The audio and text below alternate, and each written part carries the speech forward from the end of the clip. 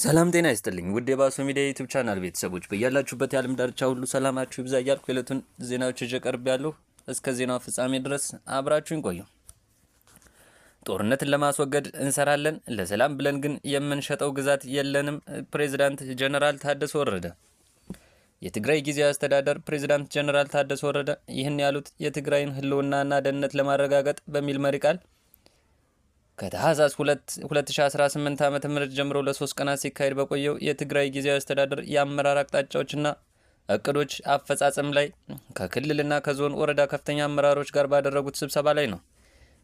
ትግራይ በተለያዩ ዘርፎች እጅግ በጣም አስቸጋሪና ጫና የበዛበት ሁኔታ ውስጥ ትገኛለች ያሉት ፕሬዝዳንት ታደሰ ወረደ ያለን ምርጫ እነዚህን ተግዳሮቶች ተቋቁመን መውጣት ነው ብሏል። በተለያዩ መንገዶች እገዳው እንዲጨምርና እንዲወሳሰብ የሚያደርጉ ብዙ እንቅስቃሴዎች አሉ። በመሆኑም የአደጋው መጠን ከፍተኛ ነው ብሏል። ውስጣዊም ሆነ ውጫዊ አደጋ ከጊዜ ወደ ጊዜ እየጨመረ ይሄዳል። በመንግስታዊ አገልግሎት ላይ ያለው ጫና መጨመሩ፣ በፍትህና ዳኝነት ላይ ያለው ውስብስብ ችግር፣ ያለን ደካማ ኢኮኖሚን ስርዓት የሚመስል የሙስና ችግር ተጠናክሮ የሚቀጥለው እገዳና በውስጣችን ሆነው የሚሰሩ አካላት በመጨረሻም ተጋላጭነታችንን መጠን በእጥፍ እንዲጨምር አድርጎታል ሲሉ ጀነራል ታደሰ ወረደ ተናግረዋል። በተጨማሪም ጀነራል ታደሰ ወረደ እንዳሉት ደግሞ ተቸገርኩ ብለህ ስትጮህ የሚሰማህ በሌለበት ዓለም አቀፍ ሁኔታ ውስጥ ነው ያለነው። የሀገራት የራሳቸውን ፍላጎት የሚያስቀድሙበት ብትሞትም የሚሰማህ በሌለበትና ለሰብአዊ መብት የሚሰጠው ትኩረት በቀነሰበት ዓለም አቀፍ ሁኔታ ውስጥ እንገኛለን ብለዋል። ለዚህም መፍትሄው በውስጣችን በምንፈጥረው አቅም ነው ሲሉ ፕሬዝዳንቱ ታደሰ ገልጸዋል። አደጋዎችን ተሸክሞ በማይቀጥልበት ሁኔታ ውስጥ ነው ያለነው። እነዚህንም መፍታት የምንችለው አንድ በመሆን በመረጋጋት እንዲሁም በራሳችን አቅም ብቻ ነው ያሉት ጀነራል ታደሰ ወረደ አንድ ከሆነና አቅም ከገነባን የመሰማት አቅማችን፣ የመደራደር አቅማችን ከፍ ያደርገዋል ብለዋል። በተጨማሪም ጀነራል ታደሰ ወረደ የበጋን መምጣት በመጠበቅ የመኸርን ምርት በመጨመር በመምከር የሚለካ ኢኮኖሚ ጥንካሬ የለም ሲሉ ጠንካራ አቅም የሚኖረን ግን ጠንካራ ኢኮኖሚ ስንገነባና በዝናብ ላይ ጥገኛ ያልሆነ ኢኮኖሚ ስንገነባ ነው ብለዋል።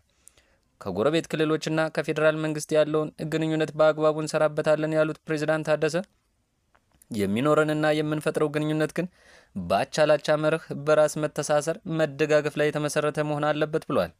በጊዜያዊ አስተዳደር ፕሬዝዳንት ጀነራል ታደሰ ወረደ የቀረበው የጊዜያዊ አስተዳደር የአመራር አቅጣጫዎችና እቅዶች ሰነድ ላይ ውይይት ተደርጎበት ለተነሱ ጥያቄዎችና አስተያየቶች ምላሽ ከተሰጠ በኋላ ቀጣይ የአመራር አቅጣጫዎች አፈጻጸም ተብራርተው በሙሉ ድምፅ ጸድቆ ለ3 ቀናት ሲካሄድ የነበረው ስብሰባ ተጠናቋል። ዓለም አቀፍ የሰብአዊ መብት ፌዴሬሽን እና ዓለም አቀፍ ጸረ ቶርች ድርጅት በጋራ ባወጡት አዲስ ሪፖርት በኢትዮጵያ የሰብአዊ መብት ተሟጋቾች፣ ጋዜጠኞችና የሲቪክ ማህበራት ላይ የሚፈጸመው ጥቃት እየተባባሰ መምጣቱን አስታወቁ። የእድገት ምትሃት ዘ ኢሉዥን ኦፍ ፕሮግረስ በሚል ርዕስ የወጣው ባለ 46 ገጽ ሪፖርት ላይ ጠቅላይ ሚኒስትር አብይ አህመድ ወደ ስልጣን ከመጡ በኋላ የሲቪክ ምህዳሩ በአሳሳቢ ሁኔታ እያሽቆለቆለ መምጣቱንና ቀደም ሲል ታይተው የነበሩ ተስፋ ሰጪ ለውጦች መቀልበሳቸውን ዘርዝሯል። ሪፖርቱ በዋናነት የሚከተሉትን አሳሳቢ ጉዳዮችም አንስቷል። በሰብአዊ መብት ተሟጋችና ጋዜጠኞች ላይ የሚፈጸሙ ማስፈራራት፣ ያለ ፍርድ ቤት ትዕዛዝ ማሰርና ማዋከብ የተለመደ የአስተዳደር መሳሪያ ሆኗል ሲል ሪፖርቱ ይወነጅላል። እንደ ሪፖርቱ ከሆነ ከ2019 እስከ 2024 ባለው ጊዜ ውስጥ ብቻ 201 ጋዜጠኞችን ያካተተ 244 እስራት ተመዝግቧል። ቶርች ለማመን የሚከብድ አካላዊ ስነልቦና ድብደባና እንደገና አንሰራርቷል ያለው ሪፖርቱ በተለይ በአዋሽ አርባ ወታደራዊ ካምፕ ውስጥ ተጠርጣሪዎች ያለ ፍትህ ሂደት በጨለማ እንደሚታሰሩና ኢሰብአዊ አያያዝ እንደሚፈጽምባቸውም ገልጿል። ተደጋጋሚ የአስቸኳይ ጊዜ አዋጆች ታውጀው ተቃውሞን ለማፈንና የፕሬስ ነጻነት ለመገደብ እንደ ዋነኛ መሳሪያነት እየዋሉ መሆናቸውን ፌዴሬሽኑ አመልክቷል። መንግስት የሲቪክ ማህበራትን ለመቆጣጠር በረቀቀ መንገድ የማፈን ስልት እየተከተለ መሆኑንና መሪዎቻቸውን በመጫን ስራውን እንዲለቁ እያደረገ ነው ሲልም ወንጅሏል። ሪፖርቱ እንደሚያትተው ይህ ጫና ከመጪው 2018 እንደ ኢሮፓያን አቆጣጠር 2026 ምርጫ ከሽግግር ፍትህ ሂደት ጋር ቀጥተኛ ቁርጠኝነት ያለው ሲሆን መንግስት ገለልተኛ የሆኑ ተቋማትን ሚና ለመገደብ እያደረገ ያለው ጥረት እንደሆነ ባለሙያዎቹ ተናግረዋል። በሪፖርቱ ዙሪያ ከመንግስት በኩል ግን የተሰጠ ምላሽ የለም። የአውሮፓ ህብረት 185 ቢሊዮን ዶላር የሚያወጣ የሩሲያ ሀብት ላይ ዘላቂ እገዳ ጣለ። የሩሲያና የዩክሬን ጦርነት ከተጀመረ በኋላ የአውሮፓ ህብረት በሩሲያ ላይ ጥሎት የነበረውን ጊዜያዊ ማዕቀብና ወደ ዘላቂ እገዳ ማሸጋገሩን ገለጸ። 185 ቢሊዮን ዶላር የሚያወጣ የሩሲያ ሀብት ላይ ዘላቂ እገዳ ተጥሏል። አብዛኛው ሀብት የሚገኘው በቤልጅየሙ ዩሮሴሌር ባንክ ነው። የአውሮፓ ህብረት እገዳ የተጣለበትን ሀብት ለዩክሬን እርዳታ ለማዋል በቀጣይ ሳምንት ስምምነት ላይ ይደረሳል ተብሎ ይጠበቃል። የገንዘብ ክምችቷ እየተመናመነ ያለው ዩክሬን በቀጣይ 2 ዓመታት 119 ቢሊዮን ዶላር ትፈልጋለች ብሏል። የአውሮፓ ሀገራት 2/3ኛውን ለመሸፈንም አቅዷል። ሩሲያ ግን የአውሮፓ ህብረትን በምዝበራ ወንጅላለች። የሩሲያ ብሔራዊ ባንክ የቤልጅየሙን ባንክ በሞስኮ ፍርድ ቤት እንደሚከሰውም አስታውቋል። የዩክሬን ጦርነት በተጀመረ ማግስት የአውሮፓ የሚገኝ የሩሲያ ሀብት ላይ ማዕቀብ ተጥሏል። የሩሲያ ሀብት የዩክሬንን መልሶ ለመገንባት መዋል እንዳለበት የአውሮፓ ሀገራት ገልጸዋል። ብራሰልስ ይህንን ሀብት የማካካሻ ብድር ብላ የጠራችው ሲሆን የዩክሬን ምጣኔ ሀብት ወደ 90 ቢሊዮን ዩሮ ለማሳደግም ታቅዷል። የቤልጅየም ጠቅላይ ሚኒስትር ባርች ዶቬር እንዳሉት የአውሮፓ ህብረትን እቅድ የሚቀበሉት ምክንያታዊና ስልታዊ ከሆነ ብቻ ነው። የአውሮፓ ህብረት ቤልጅየም ልትቀበለው የምትችለው እቅድ በቀጣይ ሳምንት ያቀርባሉ። የአውሮፓ ህብረት ማዕቀብ ተጥሎበት ከቆየው የሩሲያ ሀብት ላይ እስካሁን ድረስ ምንም አልቀነሰም። ሆኖም ግን ባለፈው ዓመት ከዚህ ሀብት የተገኘውን ወለድ ለዩክሬን አስረክቧል። ሩሲያ ማዕቀብ የተጣለባት ሀገር ስለሆነች የአውሮፓ ህብረት ወለዱን ቢጠቀም ህጋዊ ጥያቄ አያስነሳም። ፕሬዚዳንት ዶናልድ ትራምፕ ለዩክሬን የሚሰጠውን ወታደራዊ ድጋፍ ካቆረጡ በኋላ የአውሮፓ መሪዎች አጣብቂኝ ውስጥ ገብተዋል። ሃንጋሪና ስሎቫኪያ ለዩክሬን ወታደራዊ ድጋፍ ማድረግ አይፈልጉም።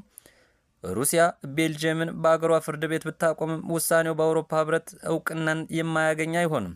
በአውሮፓ የሚገኝ የሩሲያ ብሔራዊ ባንክ ሀብት ላይ የአውሮፓ ህብረት ቋሚ እገዳ መጣል እንደሚችል የሀብት አምባሳደሮች ተስማምተዋል። ሩሲያ ላይ የተጣለው የማዕቀብ እንዲቀጥል የህብረቱ አባል ሀገራት በየ6 ወሩ ድምጽ ሲሰጡ ቆይተዋል። የአውሮፓ ህብረት ስምምነት አንቀጽ 122 ለህብረቱ ስጋት የሆነ ምጣኔ ሀብት ላይ ቋሚ እገዳ መጣል ይቻላል ይላል። የስዊድን የገንዘብ ሚኒስትር ኤልዛቤት ስቴቨንሰን ሩሲያ ላይ የተወሰደው እርምጃ ዩክሬንን ከመደገፍ በተጨማሪ ለዲሞክራሲ የሚከፈል ዋጋ ነው ብሏል።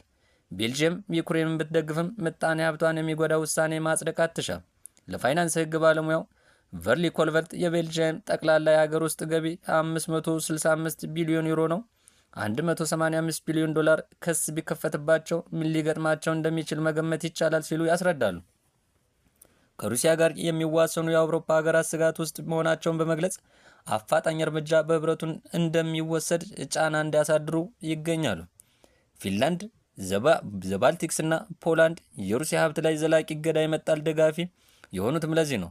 ሩሲያ በበኩሏ ሀብቷ እንዳይነካ በጽኑ አስጠንቅቃለች። ሰላም ለማውረድ እቅድ እየነደፈች ያለችው አሜሪካ እገዳ የተጣለበትን የሩሲያ ሀብት ለዩክሬን ድጋፍ እንዲውል የምትፈልግ ግን አይመስልም። በሌላ በኩል 100 ቢሊዮን ዶላር የሚያወጣና የማዕቀብ የተጣለበት የሩሲያ ሀብት ለመልሶ ግንባታ እንዲውል አሜሪካ ግን ፈቅዳለች ሲል መረጃውን ያወጣው ቢቢሲ ነው።